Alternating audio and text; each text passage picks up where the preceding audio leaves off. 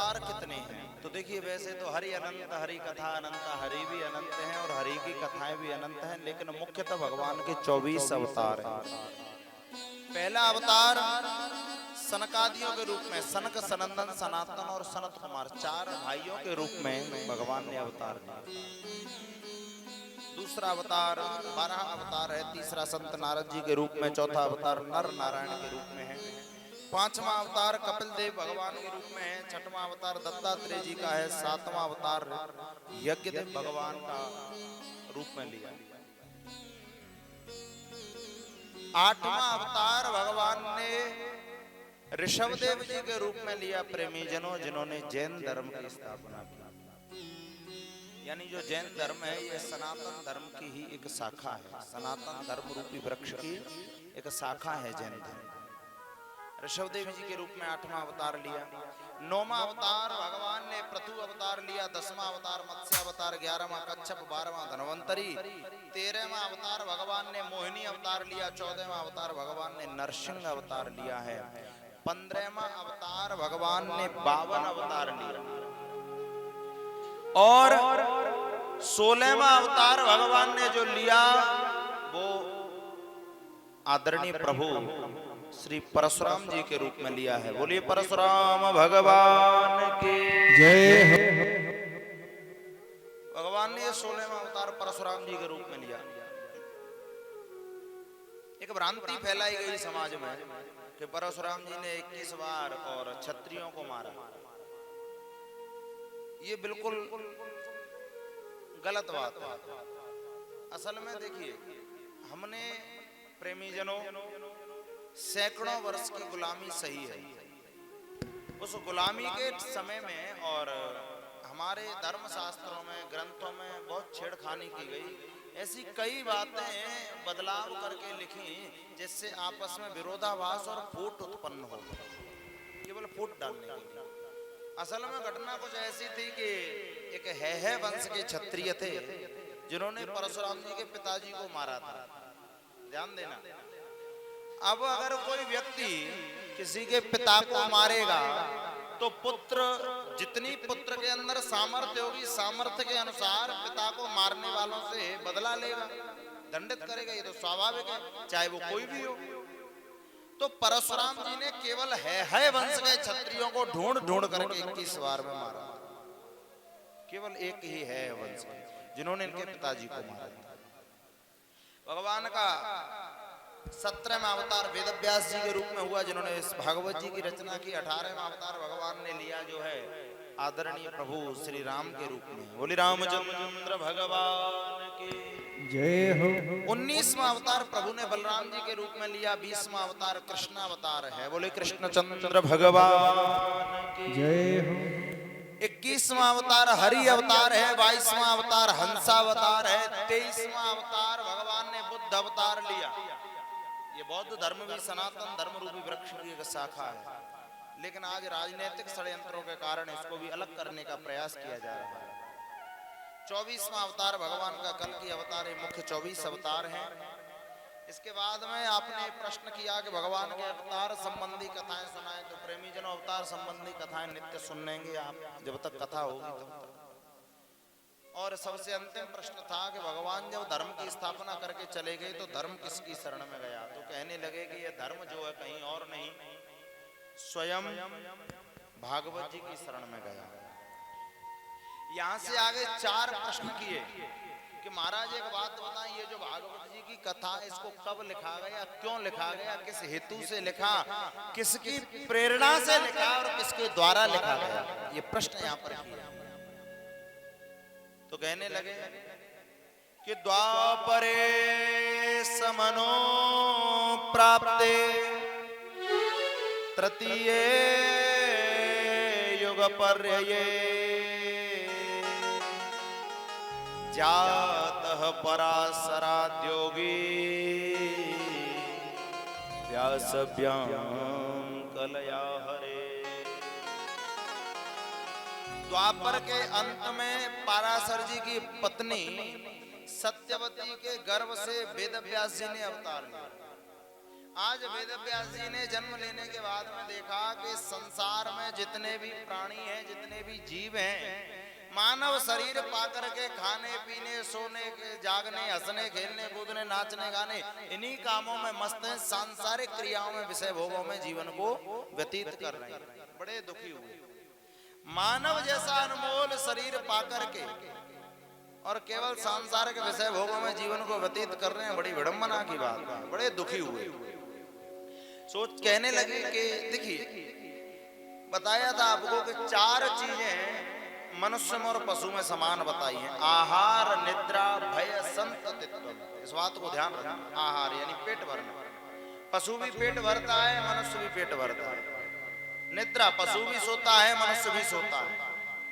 भय, पशु को भी भय उत्पन्न होता है, मनुष्य को भी भय उत्पन्न होता है। संततित्व, पशु भी पुत्र उत्पत्ति करता है और मनुष्य भी पुत्र उत्पत्ति करता है। यदि इन 4 कामों में ये मानव जीवन निकल जाए तो एक बार विचार करके देखना कि मनुष्य और पशु में अंतर क्या है। जब ये देखा है वेद व्यास जी ने बड़े दुखी हुए। मानवों का कल्याण कैसे हो, तो इस भाव से इन्होंने पहले एक वेद था उसके 4 विभाजन किए, लेकिन मन में शांति नहीं आई। शास्त्रों की रचना की, उपनिषदों की रचना की, कई पुराणों की रचना करी। इतनी रचनाएं करने के बाद भी इनके मन में शांति नहीं आई। अब विचार करना, यदि कोई कवि कविता लिखे और अपनी लिखी गई कविता से वो खुद ही संतुष्ट ना हो, तो जो लोग कविता सुन रहे हैं, जिनको वो कविता सुना रहा है, उनको क्या संतोष दिला पाएगा, क्या संतुष्ट कर पाएगा। जैसे कोई भजन गाने वाला व्यक्ति है, भजन गाता है, अपने सुनाए गए भजन से उसको खुद ही आनंद नहीं आवे, तो सुनाने वालों को क्या आनंदित कर पाएगा। मान के चलो आप लोग घर में भोजन बनाते हैं,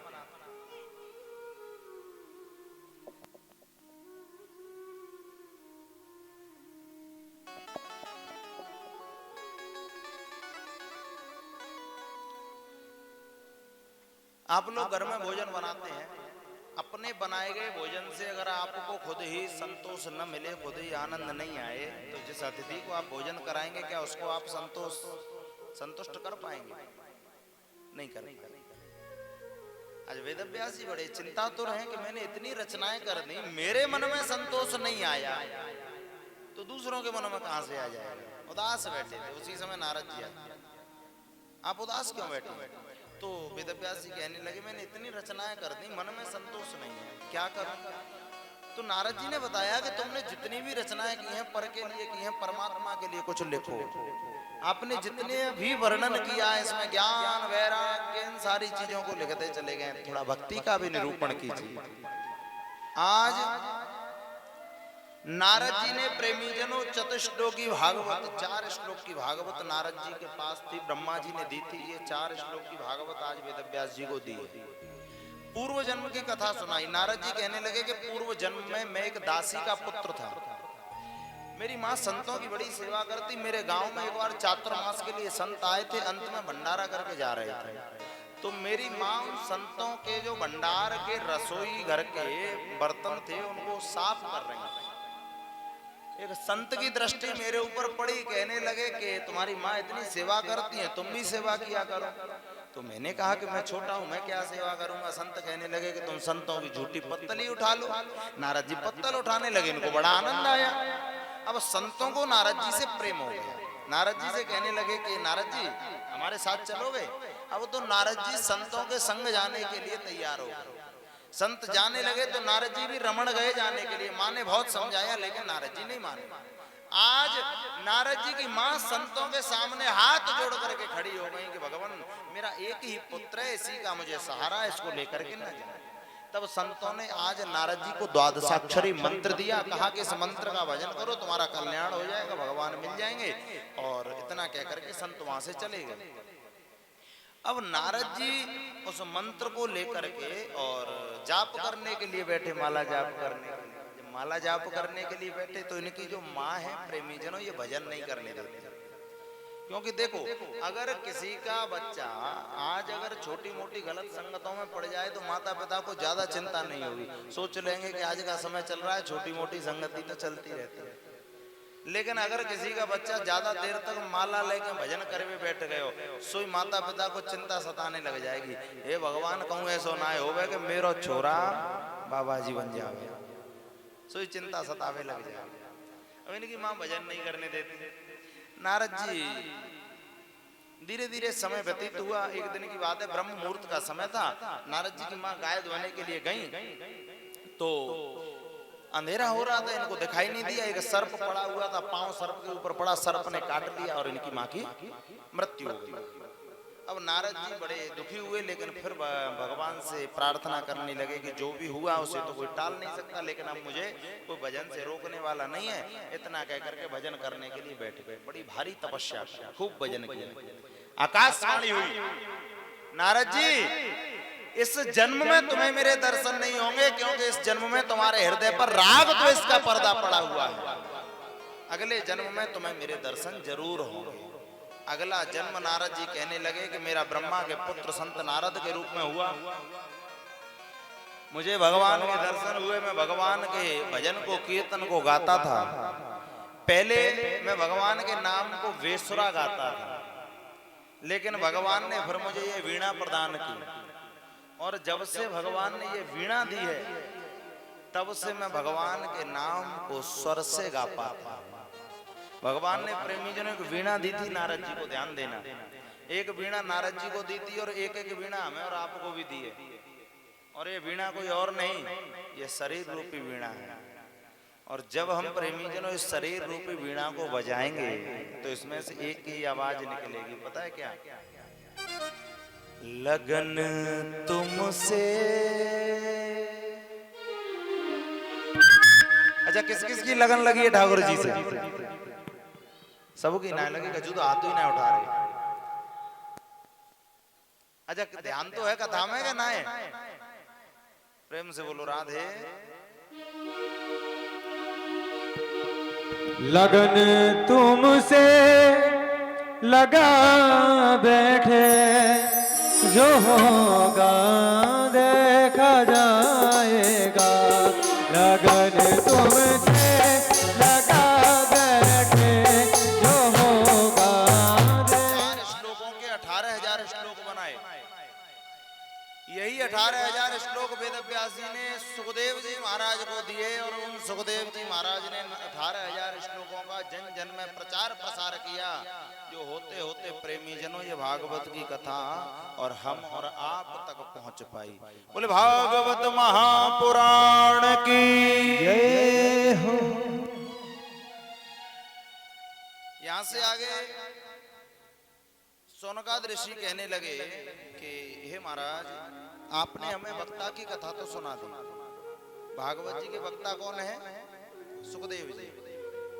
लेकिन अब श्रोता की कथा और सुनाइए। श्रोता कौन है? परीक्षित जी।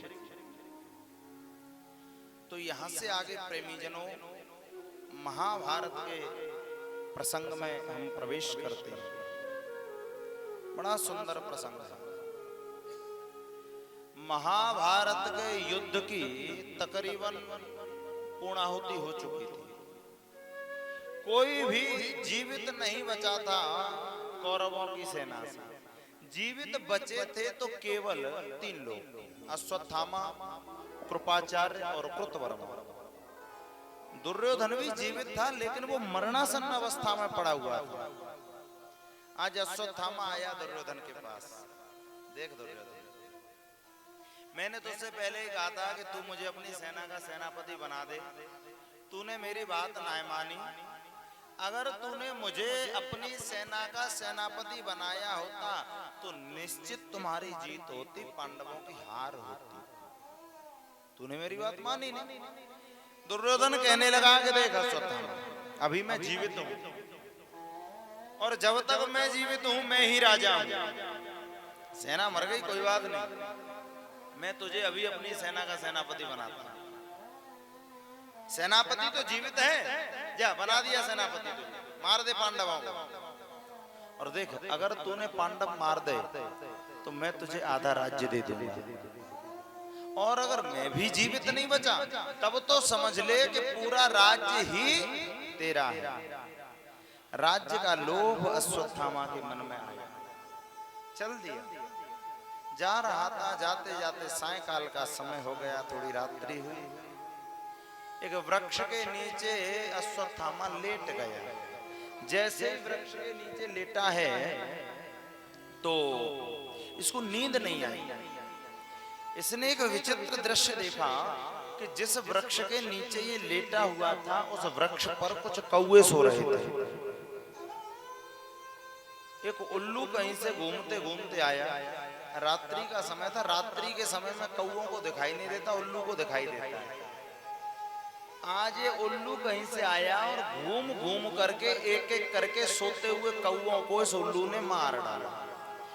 उसी समय इस अश्वत्थामा ने प्रेमी जनों इस उल्लू को अपना गुरु बना लिया, और उल्लू को जब गुरु बनाया तो इसने उसी समय मन में ऐसा संकल्प लिया है कि जिस प्रकार उल्लू ने सोते हुए कौवों को मारा है, मैं भी सोते हुए पांडवों को मार डालूंगा, और उस समय पांडवों के पास में हथियार भी नहीं होंगे। ऐसा मन में विचार करके अपनी तलवार हाथ में लेकर के और चल दिया। महल में प्रवेश करता है।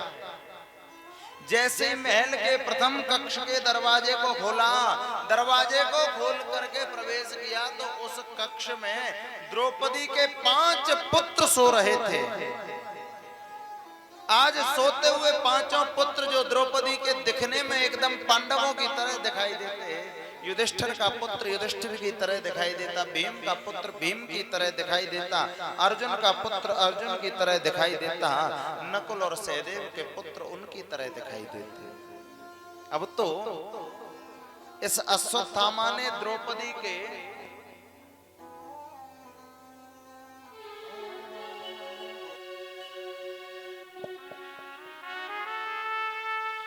आज इस अश्वत्थामा ने द्रौपदी के सोते हुए 5 पुत्रों को प्रेमी जनों आज 5 पांडव समझ लिया।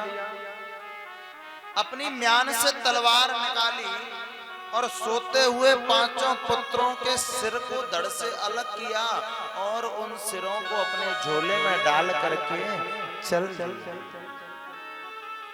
आया दुर्योधन के पास। दुर्योधन, मैंने तो उससे पहले ही कहा था कि मुझे सेनापति बना दे, मैं पांडवों को मार दूंगा। ले, मार दिए मैंने पांडव। दुर्योधन कहने लगा कि अश्वत्थामा, तूने पांडव मार दिए, वो भी अकेले, कृष्ण के रहते, जिनको मेरी इतनी बड़ी भारी सेना न मार पाई, जिसमें सूर्यपुत्र कर्ण, पितामह भीष्म, गुरु द्रोणाचार्य थे। इनके रहते हुए जिन पांडवों का बाल बांका न हो पाया, तूने अकेले मार दिया, मुझे विश्वास नहीं होता। अश्वत्थामा कहने लगा, मुझे पता था आप विश्वास नहीं करेंगे, इसलिए 5 के सिर साथ लाया। बताओ इसका सिर दिखाओ। दुर्योधन कहने लगा कि अगर ऐसी ही बात है तो ला, तू मुझे भीम का सिर दिखा। आज अश्वत्थामा ने अपने झोले में हाथ डाल करके जो ही भीम के पुत्र का सिर निकाल करके दुर्योधन के हाथ में दिया, दुर्योधन ने आज उस सिर को हाथ में लेकर के जो ही दबाया, उस सिर एकदम से पिचक गया। दुर्योधन के नेत्रों में आंसू आ गए। अश्वत्थामा, ये तूने क्या किया? भीम के शरीर की लंबाई चौड़ाई मुझे मालूम है, वज्र के समान कठोर है उसका शरीर। ये तूने 5 पांडव नहीं मारे, ये तूने द्रौपदी के 5 पुत्र मार डाले। इसके नेत्रों से आंसू की धार बहने लगी। अरे हम 100 भाई थे, 100 भाई कुरुक्षेत्र के मैदान में महाभारत के युद्ध में मारे गए। अभिमन्यु, अर्जुन का पुत्र अभिमन्यु भी मारा गया। हमारे कुल में कोई भी जीवित नहीं बचा, केवल इन द्रौपदी के 5 पुत्र जीवित बचे थे, जो बड़े होकर के शायद कभी हमारे भी नाम की जलांजलि दे देते। लेकिन आज तूने इन 5 पुत्रों को मार डाला, ये तूने ठीक नहीं किया रे। इतना कह करके रुदन करने लगा,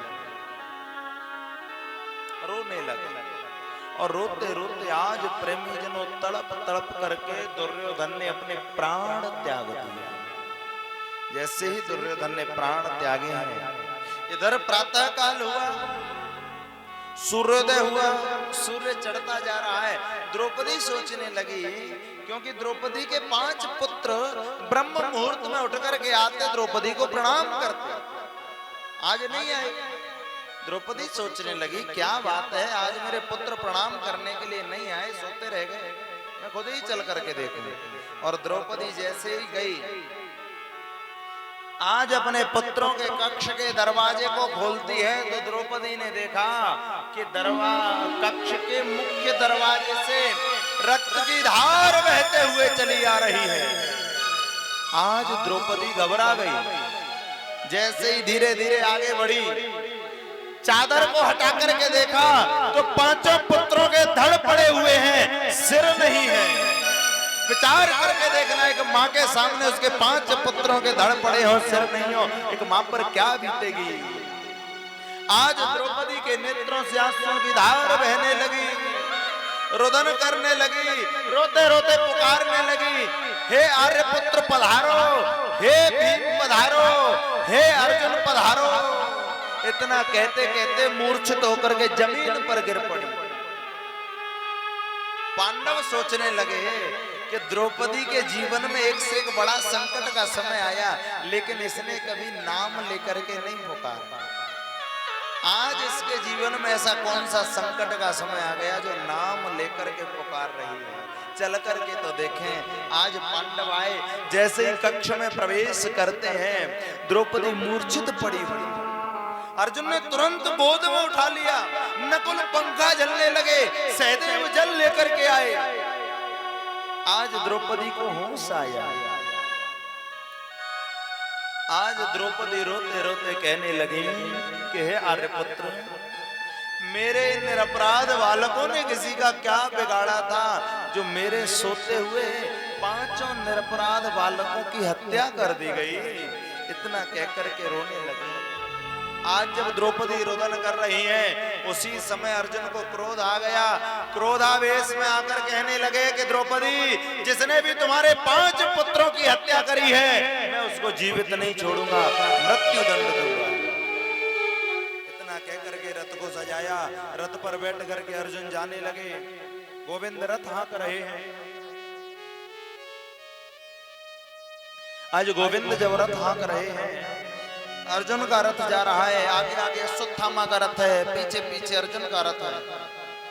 अर्जुन को मारने के लिए अश्वत्थामा ने ब्रह्मास्त्र का प्रयोग किया, लेकिन गोविंद की आज्ञा पाकर के आज अर्जुन ने भी एक ब्रह्मास्त्र का प्रयोग किया, और दोनों ब्रह्मास्त्र आपस में टकरा करके भयंकर ध्वनि करते हुए एकदम शांत हो गए।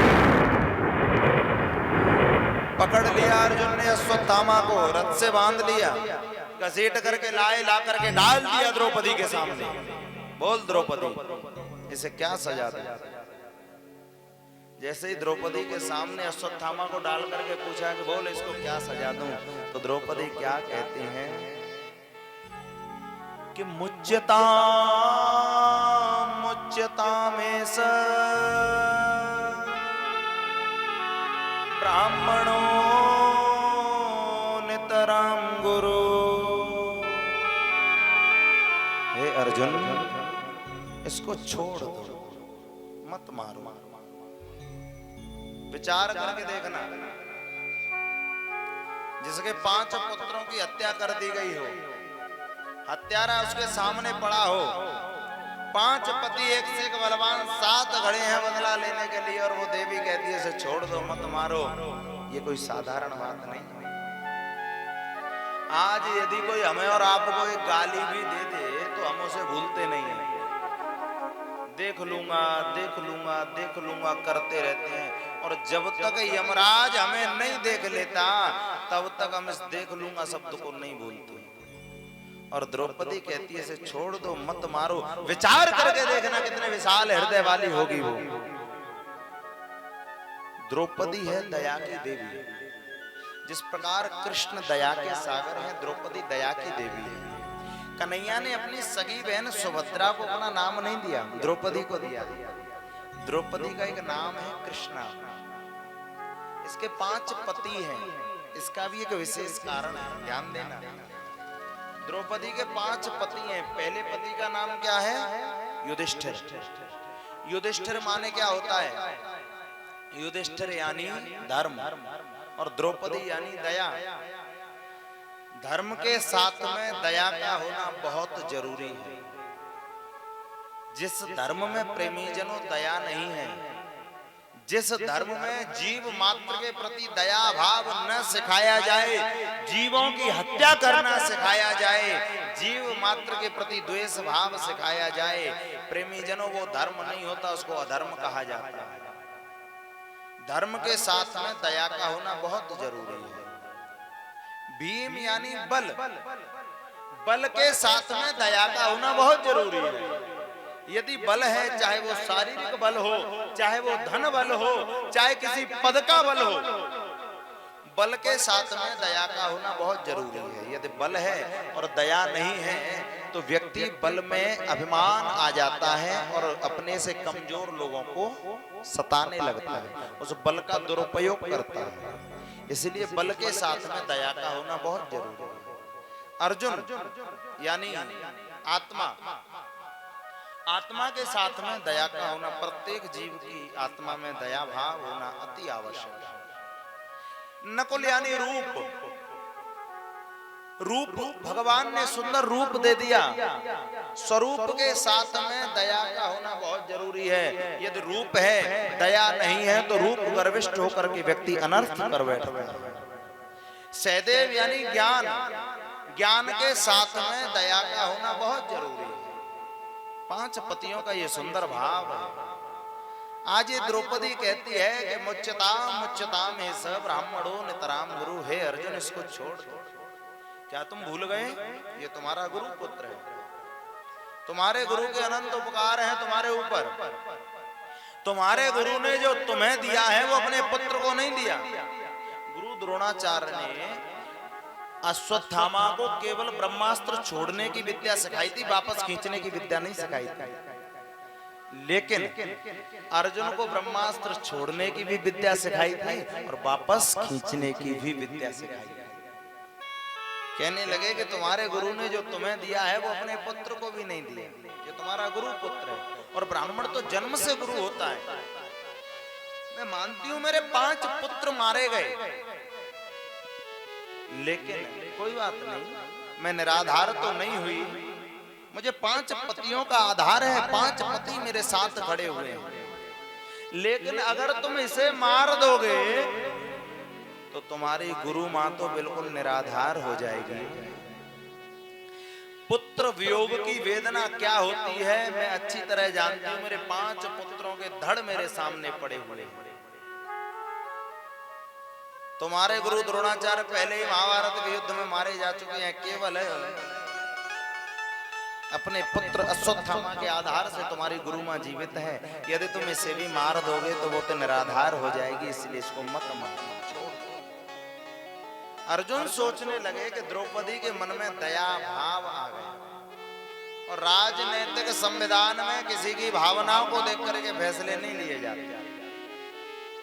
अब तो युधिष्ठिर जी से पूछा कि भैया जी आप बताएं क्या करें। युधिष्ठिर जी कहने लगे कि अर्जुन जैसा धर्मशास्त्र कहते हैं वैसा करो। अर्जुन बड़े संकोच में पड़ गए कि भैया जी ने भी सटीक जवाब नहीं दिया। भीम की ओर देखा, भीमसेन कहने लगे देखते क्या हो, इस दुष्ट को मरना ही चाहिए, मार डालो इसे। यदि तुम नहीं मारोगे तो इसको मैं मार डालूंगा। नकुल और सहदेव कहने लगे कि भीम भैया बिल्कुल ठीक कहते हैं, इस दुष्ट को मरना चाहिए। अब अर्जुन संकोच में पड़ गए कि किसकी बात को माने और किसकी बात को नहीं माने। बड़ा धर्म संकट सामने खड़ा हुआ। अच्छा, अर्जुन के जीवन में जब कोई धर्म संकट आता है तो वो गोविंद की ओर निहारता है, कृष्ण की ओर देखने लगे। अब कन्हैया जो है प्रेमी जनों थोड़े टेढ़े हैं, बात भी टेढ़ी करते हैं, कभी सीधी करते ही नहीं। तो आज गोविंद कहने लगे कि हे अर्जुन, ब्रह्म बंधुर हंतव्य आतताई बधारण। हे अर्जुन, ब्राह्मण चाहे कैसा भी हो उसे कभी मारना नहीं चाहिए, और आतताई चाहे कोई भी हो उसे कभी छोड़ना नहीं चाहिए। अर्जुन अब और भी संकोच में पड़ गए। कन्हैया कहते हैं ब्राह्मण को कभी मारना नहीं चाहिए, आतताई को कभी छोड़ना नहीं चाहिए। अब ये ब्राह्मण भी है और आतताई भी है, दोनों है, मारे या छोड़े। पक्के मित्र हैं कृष्ण के, समझ गए बात। आज अश्वत्थामा को पकड़ करके प्रेमी जन उसकी आधी दाढ़ी आधी मूंछ मोड़ दी, तलवार की नोक से आज इसके मस्तिष्क में लगी हुई मणि बाहर निकाल दी, मुकुट नीचे गिरा दिया, धक्के मार करके सभा से बाहर कर दिया। एक ब्राह्मण का, एक धर्मगुरु का समाज में अपमान कर दिया जाए, ये उसके लिए मृत्यु दंड के समान है। अब तो अश्वत्थामा उसी समय वहां से चल दिए, क्रोध करने लगे कि इन पांडवों ने मेरा अपमान किया है, बदला लेकर मानूंगा, अब क्या करूं। फिर सोचा कि इनके को वंश में और तो कोई जीवित नहीं बचा है, केवल अभिमन्यु की पत्नी उत्तरा के गर्भ में जो बालक है वो इस वंश को आगे बढ़ाएगा। यदि मैं उत्तरा को मार दूं तो वंश नष्ट हो जाएगा। आज इसने उत्तरा को मारने के लिए और ब्रह्मास्त्र छोड़ा। उत्तरा ने जब ब्रह्मास्त्र को देखा है, दौड़ी दौड़ी आई गोविंद की शरण में और प्रार्थना करने लगी, पाहि पाहि महायोगिन देव देव जगतपते, हे कन्हैया मेरी रक्षा करो, रक्षा करो, रक्षा करो। कन्हैया कहने लगे क्या हुआ कि अश्वत्थामा ने मुझे मारने के लिए ब्रह्मास्त्र छोड़ा है, मैं मर जाऊं मुझे कोई चिंता नहीं, लेकिन मेरे गर्भ में जो बालक है वो इस पांडवों के वंश को आगे बढ़ाएगा, इसकी रक्षा करो। आज गोविंद ने नेत्र बंद करके देखा कि उत्तरा के गर्भ में जो बालक है ये कोई साधारण बालक नहीं, ये तो मेरा परम लाडला भक्त परीक्षित है। सूक्ष्म रूप लेकर के उत्तरा के मुख द्वारा उसके गर्भ में प्रवेश कर गया। शौनक जी कहने लगे कि महाराज, गर्भ को शास्त्रों में नरक बताया है, फिर भगवान गर्भ में प्रवेश क्यों किए? तो सूत जी महाराज कहने लगे कि ऋषियों, भगवान कहते हैं कि मैं अपने भक्त की रक्षा करने के लिए कहीं भी जा सकता हूं, चाहे वो नरक ही क्यों ना हो। प्रेम से बोलो राधे राधे। आज उत्तरा की रक्षा की, ब्रह्मास्त्र को शांत कराया। कन्हैया कहने लगे कि हे युधिष्ठिर जी, अब हमें द्वारका जाना चाहिए। युधिष्ठिर जी कहने लगे इच्छा नहीं है आपको भेजने की, लेकिन हमारे कारण द्वारका वासियों को कष्ट हो, अच्छा नहीं लगेगा, इसलिए चले जाओ। गोविंद जब जाने लगे तो सबको वरदान दिया, सबने अपने अपने अनुकूल वरदान मांगा, लेकिन प्रेमी जनों बुआ कुंती ने कोई वरदान नहीं मांगा। कन्हैया कहने लगे कि बुआ तुम भी कुछ मांग लो। कन्हैया कहने लगी, बुआ कहने लगी कि कन्हैया मुझे कुछ नहीं चाहिए। कि नहीं, कुछ तो मांगना पड़ेगा, मेरी इच्छा है, मैं कुछ देना चाहता हूँ, मांगो, क्या मांगती हो? तो बुआ कुंती कहने लगी कि अगर तुम कुछ देना ही चाहते हो, जब बार बार गोविंद ने कहा, तो कुंती कहती है कि हे कन्हैया, यदि तुम बार बार मुझसे कहते हो तो मैं मांग तो लूंगी, लेकिन सबसे पहले मुझे वचन दो कि मैं जो मांगूंगी तुम्हें देना पड़ेगा। कन्हैया कहने लगे बुआ आप मांगो तो सही। तो बुआ कुंती कहती हैं कि हे गोविंद, यदि देना ही चाहते हो तो सुनो कि विपतः सन्तु नः सस्वत् देवदेव जगतपते। यदि तुम मुझे कुछ देना ही चाहते हो तो अनेकानेक विपत्तियों के पहाड़ दे दो, दुख दे दो। गोविंद कहने लगे बुआ ये संसार मुझसे सुख मांगते मांगते नहीं थकता, और तुम मुझसे दुख मांगती है, क्यों? तो आज कुंती कहती है कि हे कन्हैया, कि बा सुख के माथे सिल पड़े, जो हरि हृदय सो जा, बलिहारी वा दुख की, जो पल पल नाम जपा। एक कन्हैया, ऐसे दुख के माथे पे तो पत्थर पड़े हैं, ऐसे सुख के माथे पर पत्थर पड़े जिस सुख को आने से और हम भगवान को भूल जाते हैं। ऐसे सुख से तो वो दुख लाख गुना अच्छा है, जिसमें कम से कम भगवान की याद तो बनी रहती है। कहा है कि दुखों से दुखों से अगर चोट खाई न होती, दुखों से अगर चोट खाई न होती तो कन्हैया हमें तेरी याद कभी आई न होती। देखिए जीवन है, इस जीवन में प्रेमी जनों सब तरह का समय आता है। दुख का समय भी आता है, सुख का समय भी आता है, रोने का समय भी आता है, हंसने का समय भी आता है। जीवन में यदि कभी खराब समय आए, रोने का समय आए, तो प्रेमी जनों कभी संसारियों के सामने मत रोना, ध्यान देना। यदि आप संसारियों के सामने रोगे तो वो आपके सामने और ऐसे बैठ करके आपके दुखों को सुनेंगे जैसे आपका सबसे बड़ा हितैषी यही है, और आपके पास से चल जा करके तीसरे लोगों के सामने आपके दुखों का हंस हंस करके बखान करेंगे। प्रेम से बोलो राधे राधे। आज बड़ा सुंदर कहा है, कहते हैं कि हर आंसू, यदि रोने का कभी मौका आए प्रेमी जनों तो परमात्मा के सामने रोना।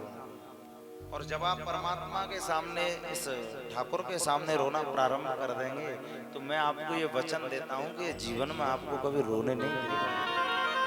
इसीलिए कहते हैं कि हर आंसू सबको दिखाया न करो, हर बात सबको बताया न करो।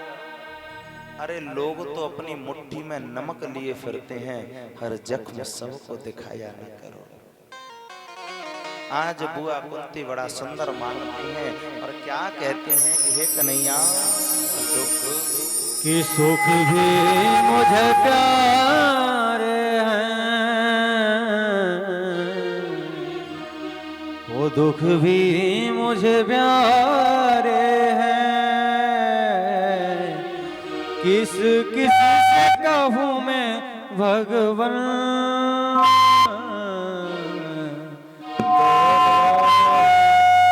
तुम्हारे हैं।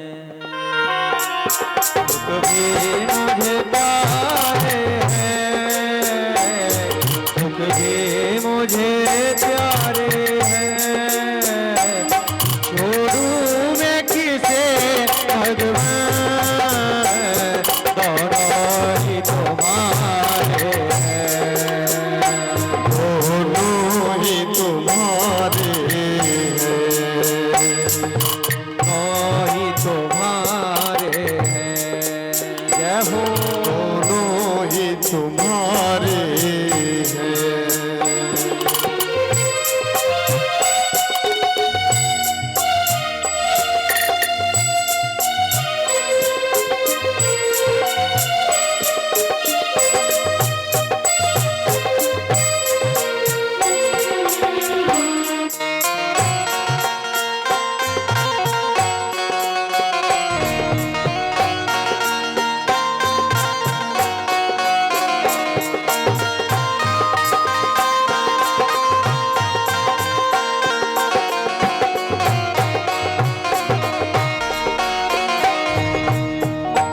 दुख चाहे ना कोई, सब सुख को तरसते हैं। चाहे ना कोई, जीवन पर्यंत दुख ही तो भोगा है कुंती। विचार करना, कुंती का जन्म हुआ मथुरा के सूरसेन के यहाँ, और राजा कुंती भोज लेकर के चले गए बचपन में, वहां पालन वालन। किसी बालक का जन्म किसी माता पिता के यहाँ हो, पालन दूसरे माता पिता के यहाँ हो, तो बच्चे का बचपन दुख में रहा। बड़ी हुई, युवावस्था आई, विवाह हुआ। विवाह भी हुआ तो एक ऐसे व्यक्ति के साथ कि इनका जो पति है पीलिया का रोगी, इनको एक सौतन थी माद्री। पति को श्राप लगा हुआ है, यदि अपनी पत्नी के पास में सहवास की कामना लेकर के जाएगा तो मृत्यु हो जाएगी। कुंती को दुर्वासा जी के द्वारा दिए गए कुछ मंत्र थे, मंत्र शक्ति से, और इन्होंने धर्मराज का आवाहन करके युधिष्ठिर जी को प्राप्त किया, वायु देवता का आह्वान करके भीमसेन को, इंद्र का आवाहन करके अर्जुन, और अपनी सौतन के लिए अश्विनी कुमारों का आवाहन करके और नकुल सहदेव को प्राप्त किया। अब एक दिन पांडु से अपने मन पर काबू न कर पाए, माद्री के पास गए और इनकी मृत्यु हो गई। माद्री कहने लगी कि मेरे पति की मृत्यु मेरे कारण हुई है, ये अपने पति के साथ सती हो गई। ध्यान देना कि कुंती के जीवन में कितना कष्ट है। अब इनके पांच पुत्रों के पालन पोषण की जिम्मेदारी आ गई अकेली कुंती के ऊपर।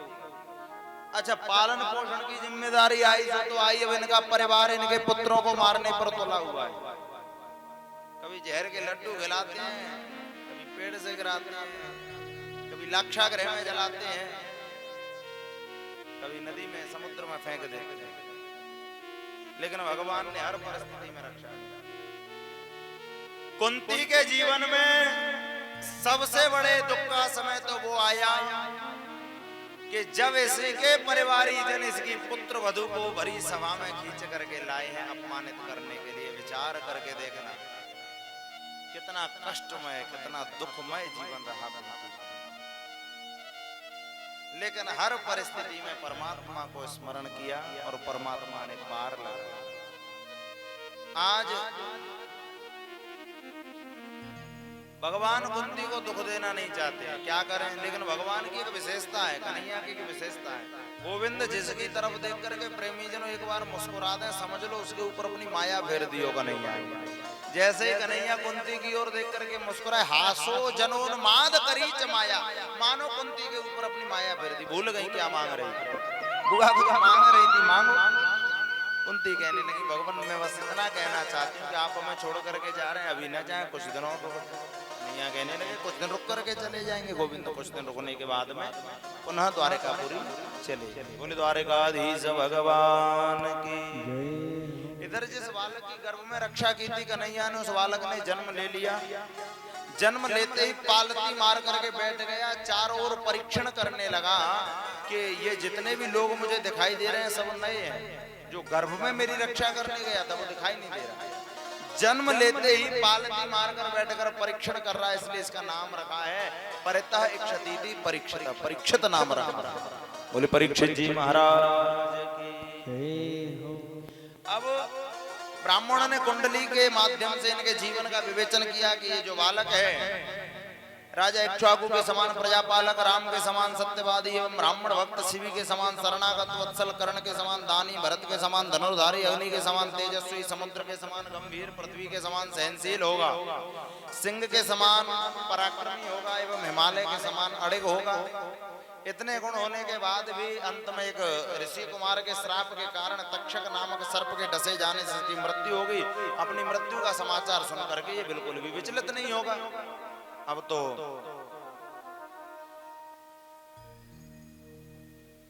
अर्जुन गोविंद के साथ द्वारका गए थे, बहुत दिन हो गए नहीं आ पाए। कन्हैया अपने पुत्रों को बिठा करके समय समय पर समझाते थे कि बेटा कभी भी जीवन में संत ब्राह्मणों का अपमान मत करना, अगर तुम ऐसा करते हो तो मैं भगवान होकर के भी तुम्हारी रक्षा नहीं कर पाऊंगा। लेकिन बालकों ने और कन्हैया की बात नहीं मानी, संतों का अपमान किया। संतों के श्राप के कारण पूरा यदुवंश आपस में लड़ करके विनष्ट हो गए। बलराम जी क्षीर सागर में चले गए और कन्हैया अपनी लीला समाप्त करके अपने धाम को चले गए। अर्जुन ने आज जब ये देखा, अर्जुन के आंखों के सामने स्वप्न की भांति सब कुछ नष्ट हो गया पूरी द्वारकापुरी में, और अर्जुन कुछ न कर पाए। कृष्ण पत्नियों को लेकर के लौट रहे थे, मार्ग में कुछ कोल भील मिले, कुछ मानो गोविंद ही भील बन करके आए हों, और आज अर्जुन से कृष्ण पत्नियों को लेकर के चले गए। अर्जुन का गांडीव और अर्जुन कुछ भी न कर पाए। मानो भगवान ने यह संदेश दिया हो कि हे अर्जुन, मेरे बिना तेरा ये गांडीव भी किसी काम का नहीं। तूने जहां बड़े बड़े वीरों को, योद्धाओं को धराशायी किया, आज चंद कोल भील कृष्ण पत्नियों को लेकर के चले। जब व्यक्ति के जीवन में प्रेमी जनों बुरा समय आता है, संकट का समय आता है, तो आपकी जो बड़ी से बड़ी शक्ति है, बड़ी से बड़ी ताकत है, वो निष्फल हो जाती है। कि ये जो वक्त की मार है जीवन में प्रत्येक व्यक्ति को पड़ती है। कहा है कि वक्त की मार से कोई बच नहीं सकता, वक्त की मार से कोई बच नहीं सकता। एक चोट हमें भी लगी कि दाग दामन से हट नहीं सकता। वक्त की ही बात, वक्त की ही बात अवधेश बने वनवासी, वक्त की ही बात हरिश्चंद्र बिका था काशी, वक्त की ही बात द्रौपदी बनी थी दासी, और वक्त की ही बात अर्जुन की हुई थी हासी। कि ये वक्त इंसान का सम्मान करा देता है। कभी किसी का सम्मान हो तो प्रेमी जनों वो किसी व्यक्ति का सम्मान नहीं, वक्त का सम्मान है। ये वक्त इंसान का सम्मान करा देता है, ये वक्त इंसान का अपमान करा देता है। और वक्त पढ़ने पर मेरी समझ में ये आया कि ये वक्त ही तो है जो इंसान से इंसान की पहचान करा देते हैं, जो इंसान से इंसान की पहचान करा। कि समय समय की बात है और समय बड़ो बलवान, पीलन लूटी गोपिका सोवे अर्जुन बेईमान। अर्जुन तेरो समय बड़ो बलवान। जब ये बात बताई है महल में आकर के, कुंती ने ये सुना कि गोविंद श्री कृष्ण सबको छोड़ करके चले गए अपनी लीला समाप्त करके अपने धाम को, तो जैसे दशरथ जी ने राम राम कह करके अपने प्राण त्यागे, कुंती ने 1 मिनट में कृष्ण कृष्ण कह करके अपने पांच भौतिक शरीर को त्याग दिया। युधिष्ठिर जी कहने लगे कि जब कन्हैया नहीं रहे तो हम भी रहकर क्या करेंगे। आज परीक्षित को राज्याभिषिक्त किया। परीक्षित कहने लगा कि मैं छोटा हूँ, राज्य नहीं संभाल पाऊंगा। तो युधिष्ठिर जी कहने लगे जीवन में 3 बातें ध्यान रखना। एक तो कभी आंखों के सामने पाप होते हुए मत देखना, सामर्थ्य हो तो रोकना, सामर्थ्य नहीं है तो वहां से चले जाए। दूसरा, अतिथि का सदैव सत्कार करना। और तीसरी बात यह है कि शरण में यदि शत्रु भी आ जाए तो उसको क्षमा कर देना। अब तो परीक्षित को राज्याभिषिक्त करके पांडवों ने द्रौपदी के साथ महाप्रस्थान किया। चारों भाइयों ने, द्रौपदी ने बीच में प्राण त्याग दिए। सशरीर केवल युधिष्ठिर जी स्वर्ग पहुंचे। एक क्षण के लिए उन्हें भी नरक के दर्शन करने पड़े। इधर परीक्षित ने उत्तर की पुत्री इरावती से विवाह करके जन्मेजय आदि 4 पुत्रों को जन्म दिया। पुत्र जब बड़े हुए तो परीक्षित ने अपने राज्य की जिम्मेदारियां पुत्रों के कंधों पर डाल दी। खुद संतों के आश्रमों में जाकर के सेवा करते। एक बार की बात है, खजाने में अपने खजाने में गए, वहां एक चमकीला मुकुट देखा, अपने सिर पर रखा और मुकुट को लेकर के जंगल में गए।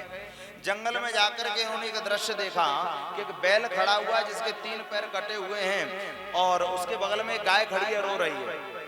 आज बैल गाय को समझाता है, आपको स्पष्ट कर दें, ये गाय कोई और नहीं, पृथ्वी ही गाय है और धर्म ही बैल है।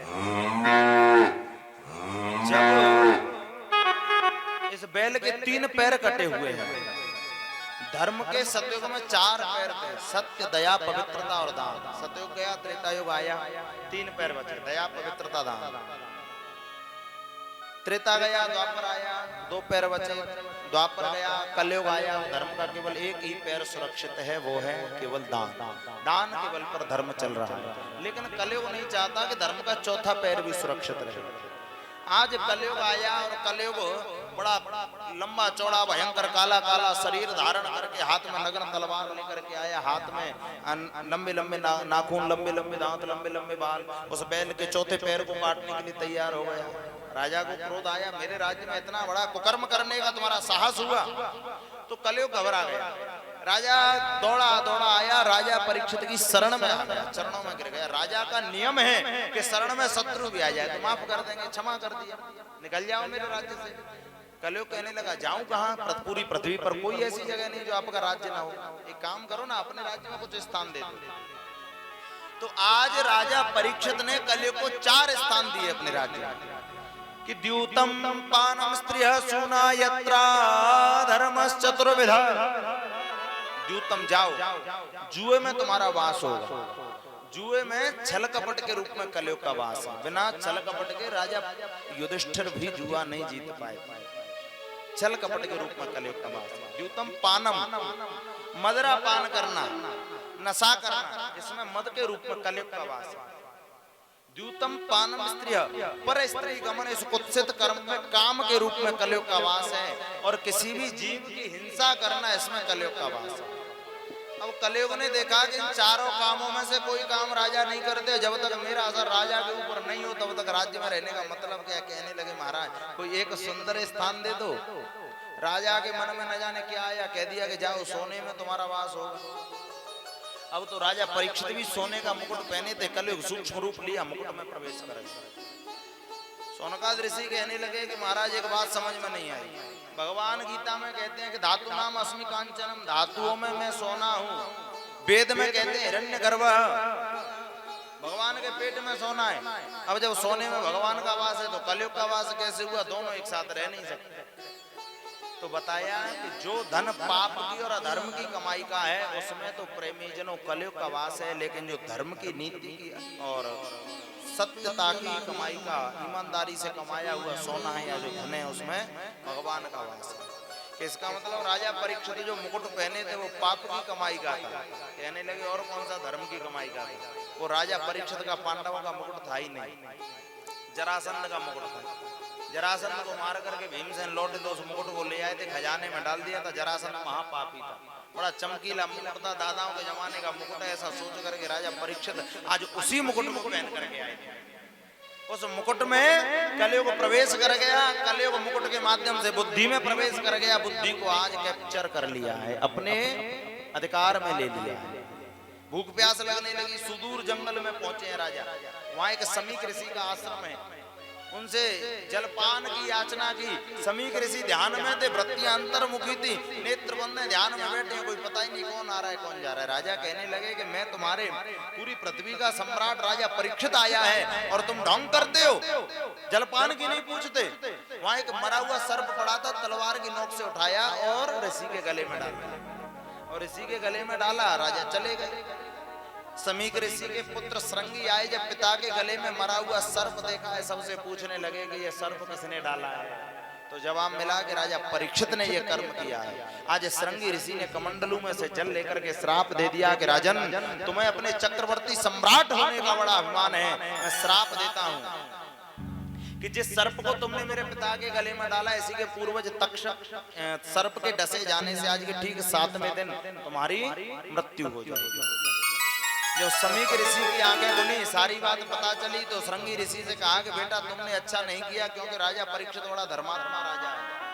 अब जो हो गया सो हो गया। राजा परीक्षित को यह सूचना पहुंचा दो कि वो 7 दिन में मरने वाला है, यदि अपनी मुक्ति का उपाय कर सकता है तो कर ले। आज एक ऋषि को मारने जाकर के राजा परीक्षित को यह सूचना दी। राजा परीक्षित ने उसी समय प्रेमी जनों अपने पुत्र जन्मेजय के राज्याभिषेक की तैयारियां प्रारंभ कर दी। इधर महल में आए, अपनी पत्नी से कहने लगे कि देवी आज मैं तुम्हें संसार के सबसे बड़े आश्चर्य की बात बताता हूँ। कहने लगे बताइए। राजा कहने लगे देवी आज मैं अपने सीने पर हाथ रख करके कह सकता हूँ कि मुझे 7 दिन से पहले कोई मार नहीं सकता। ऐसा एक ऋषि कुमार ने वरदान दिया है, उस श्राप को वरदान मान लिया। विचार करके देखें, कोई इस बात को कह सकता है कि मैं इतने दिन से पहले नहीं मर सकता? एक क्षण का भरोसा नहीं है। जो श्वास हमने अंदर खींची बाहर निकल पावेगी ना निकल पावेगी, कोई गारंटी नहीं। रास्ते में चल रहे हैं, एक पैर रख दिया दूसरा उठा लिया, रख पाएंगे उसे या नहीं रख पाएंगे, कोई गारंटी नहीं। और प्लानिंग करके चलते हैं सैकड़ों वर्ष आगे की। प्रेम से बोलो राम। जीवन के एक पल का भरोसा नहीं कि क्या भरोसा है इस जिंदगी का, साथ देती नहीं है किसी का। क्या भरोसा है इस जिंदगी का, साथ देती नहीं है किसी। आज राजा परीक्षित ने अपने पुत्र जन्मेजय को राजगद्दी पर बिठाया। सब कुछ त्याग करके गंगा किनारे पर चले आए। सभी चारों ओर खबर फैल गई कि राजा परीक्षित को 7 दिन में मरने का श्राप लगा हुआ है। सभी ऋषि मुनि संत समुदाय आया, गंगा तट पर सभी बैठे हुए। अब तो राजा ने सभी ऋषियों से एक ही प्रश्न किया कि महाराज ये बताएं, जिस व्यक्ति को 7 दिन में मरना हो उसे अपनी मुक्ति का क्या उपाय करना चाहिए। कोई भी कोई सटीक जवाब न दे पाए। तब आज नारद जी गए और सुखदेव जी महाराज के पास में गए हैं, विनम्र निवेदन करके उनको बुला करके लाए हैं। आज सुखदेव जी महाराज राजा परीक्षित को कथा सुनाने के लिए आए। हमारे और आपके मध्य भी प्रेमी जनों सुखदेव महाराज पधार रहे हैं। सभी बीच में से रास्ता कर दीजिए सुखदेव जी के लिए, सभी बीच में से रास्ता कर दीजिए। बोले सुखदेव भगवान की जय हो।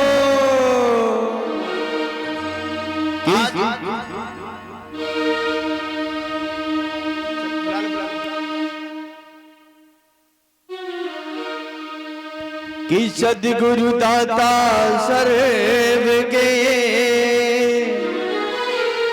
और मैं कपड़े कहेंगा, मैं गुरु महिमा जाने नहीं और फंसो मोह की जा। कि करता करे न कर सके और गुरु किए सब हो, सात खंड नवदीप में गुरु से बड़ा न कोई। मैं सोमानी जी परिवार से आग्रह करूंगा कि आकर के सर्वप्रथम और सुखदेव जी का पूजन करें और भागवत जी का पूजन करें। थोड़ा सा चंदन टीका लगा करके और उससे पूर्व सुखदेव जी का पूजन करें और फिर उसके बाद आकर के एक एक करके माता बहनें और मेरे पिता समान जितने भी बुजुर्ग बंधु हैं उन सभी से मेरा आग्रह है कि आकर के आप भी